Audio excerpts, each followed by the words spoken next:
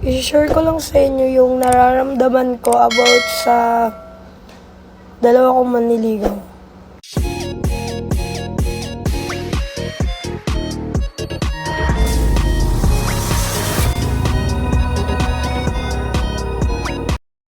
Guys, kakagising ko nga lang, then i-share ko lang sa inyo yung nararamdaman ko about sa dalawa kong manliligaw. First of all, nainis na ako sa kanilang dalawa. Sa totoo lang, nakikisama na lang ako kay Kosuke kasi syempre, baka kasi magtampo siya sa akin, may pinagsamahan naman kaming dalawa, di ba? Gusto ko lang naman kasi di ba nanliligaw silang dalawa?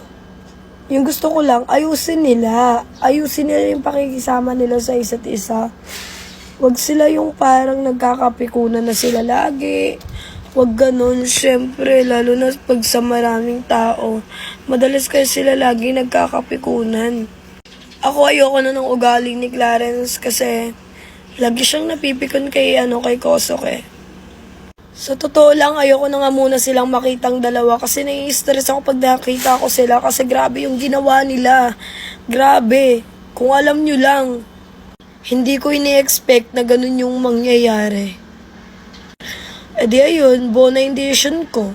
Papatigilin ko na muna yung dalawa manligaw kasi parang di naman sila nakakatulong sa akin eh.